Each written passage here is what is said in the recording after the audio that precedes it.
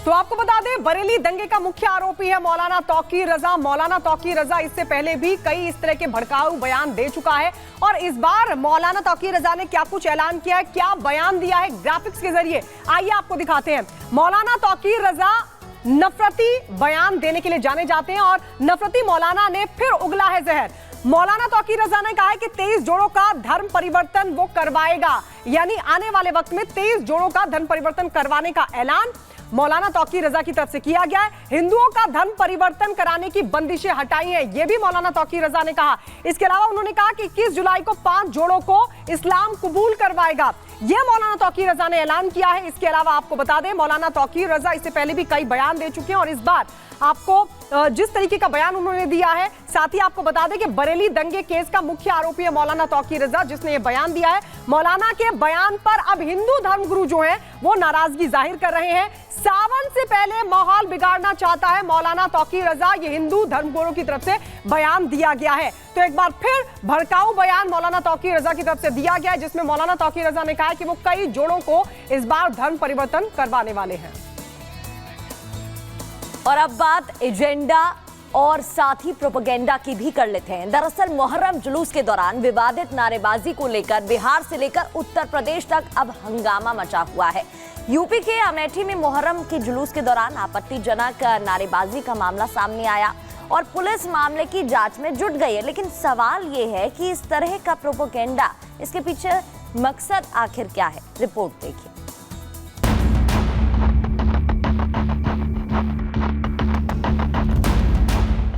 कौन रच रहा है देश का माहौल खराब करने की साजिश?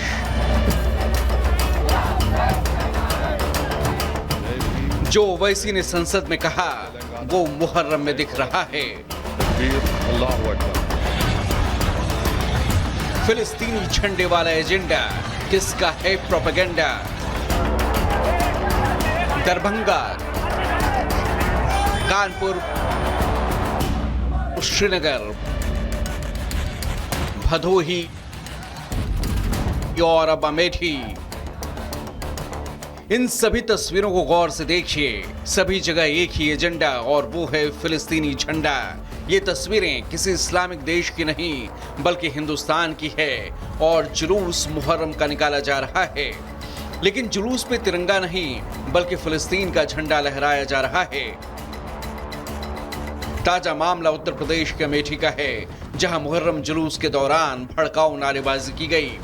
नारेबाजी का वीडियो भी सामने आया है। ऐसे में बड़ा सवाल ये उठ रहा है कि ऐसी नारेबाजी और दूसरे देश का झंडा फहराकर माहौल बिगाड़ने की साजिश आखिर कौन कर रहा है?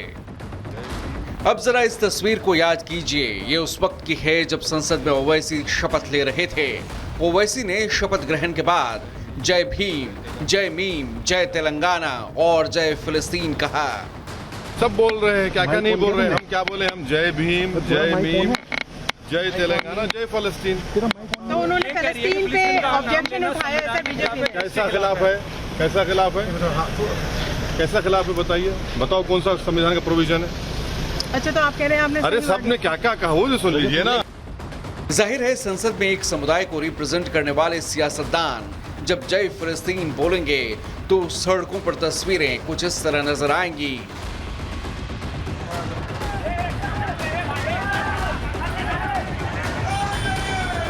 दरभंगा, कानपुर, श्रीनगर, भदोही के बाद अब अमेठी से मुहर्रम जुलूस के दौरान भड़काऊ नारेबाजी की तस्वीरें सामने आईं। भड़काऊ नारे से हड़कंप बचा। वीडियो सोशल मीडिया पर वायरल हुआ। पुलिस और प्रशासन हरकत में आई। कुछ युवकों को हिरासत में भी लिया गया और कार्रवाई की बात कही जा रही है। थाना मुसाफिर खाना क्षेत्र का एक वीडियो सोशल मीडिया के माध्यम से संज्ञान में आया है। वीडियो में दिख रहे लोगों को हिरासत में लेकर उनसे पूछताछ की जा रही है। साथ ही उनके ऊपर सुसंगत धाराओं में अभियोग पंजीकृत कर लिया गया है। वीडियो की भी जांच कराई जा रही है। जो भी आवश्यक वैधानिक कार्रवाई है वो की जाएगी। यानी मामले में जो भी आरोपी सामने आएंगे उन पर एक्शन तय है। लेकिन मुहर्रम जुलूस में लगातार फिलिस्तीनी झंडे लहराए जा रहे हैं। कभी बिहार तो कभी यूपी, श्रीनगर भी बच नहीं पाया। ऐसे में सियासत गर्म है। ओवैसी के साथ अब सवालों के घेरे में कांग्रेस और राहुल भी हैं। ओवैसी जब ओथ लेते हों तो जय फिलिस्तीन कहते हो, तो स्वाभाविक है देश में ऐसे लोगों की संख्या बढ़ेगी। मैं बिहार सरकार को भी धन्यवाद देता हूं कि उन्होंने इस पर कार्रवाई की शुरुआत कर दी है, लेकिन कांग्रेस और लालू यादव की जुबान क्यों नहीं खुल रही है? जो लोग पूरे देश को गुमराह करते हैं कि हम तो मोहब्बत की दुकान चलाते हैं और सीख देते हैं कि कोई किसी की खिलाफत न करे, जो देश के खिलाफ कर रहा है, तो निसंदेह मैं कह सकता हूं कि आज अमेठी में ऐसी भाषा नौजवान बोल रहे हैं, किस दिशा में राहुल गांधी देश को ले जाएंगे? क्या निसंदेह एक और पाकिस्तान देने की साजिश नहीं की जा रही है? भारत विविधताओं का देश है। यहाँ अलग अलग धर्मों के लोग रहते हैं। जितने धर्म उतने ही त्योहार। यही विविधता भारत को दुनिया में अलग पहचान देती है। लेकिन सियासतदान अपने फायदे के लिए कई बार त्योहारों पर राजनीति करने से बाज नहीं आते। वहीं कट्टरपंथी सोच भी भारत की समरसता में जहर घोलने का काम करती है। अब सवाल ये है कि फिलिस्तीनी झंडे लहराने के पीछे का मकसद क्या था, और अब सवाल ये कि इसके पीछे आखिर किसका एजेंडा है। Bureau report, Republic Bharat. यानी तिरंगे की जगह फिलिस्तीनी झंडे बुलंद किए जा रहे हैं, नारे लगाए जा रहे हैं। लेकिन ऐसा हो क्यों रहा है, आइए ग्राफिक्स के जरिए यह भी आपको समझाते हैं। इसका मकसद क्या है? क्या एक खास प्रोपेगेंडे के तहत इस तरह के नारे लगाए जा रहे हैं? जानबूझकर क्या ऐसे नारे लगाए जा रहे हैं क्योंकि मुहर्रम में फिलिस्तीनी झंडे का मतलब क्या है, ये बड़ा सवाल है। जुलूस में सभी नहीं, कुछ लोग नारे लगा रहे हैं, तो क्या एक खास मकसद के तहत कुछ लोगों को छोड़ा गया है जो इस तरह की नारेबाजी कर रहे हैं? इसके अलावा सवाल यह भी उठता है कि क्या अराजक तत्व फिर से सर उठा रहे हैं? क्या मुस्लिम समुदाय को भड़काने की कोशिश हो रही है? क्या मुस्लिम समुदाय को भड़काया जा रहा है? क्या देश में उन्माद फैलाने की साजिश हो रही है? यह भी बड़ा सवाल है। और बड़ा सवाल यह भी है, मुस्लिमों का मसीहा बनने की कोशिश हो रही है क्या? इस प्रोपेगेंडे के तहत जुलूस में इस तरीके की नारेबाजी की जा रही है, इस तरह के नारे लगाए जा रहे हैं, फिलिस्तीनी झंडा बुलंद किया जा रहा है। तो ये तमाम ऐसे सवाल हैं जो इस वक्त उठ खड़े हुए हैं, क्योंकि अमेठी में जिस तरीके का मामला सामने आया, मुहर्रम का जुलूस निकल रहा था और इस दौरान कुछ लोग नारेबाजी कर रहे थे, फिलिस्तीनी झंडा बुलंद कर रहे थे, फिलिस्तीन के समर्थन में नारेबाजी कर रहे थे, जिसके बाद कई ऐसे सवाल हैं जो खड़े हो गए हैं कि आखिरकार मुहर्रम के जुलूस में फिलिस्तीनी झंडे का मतलब और मकसद क्या है।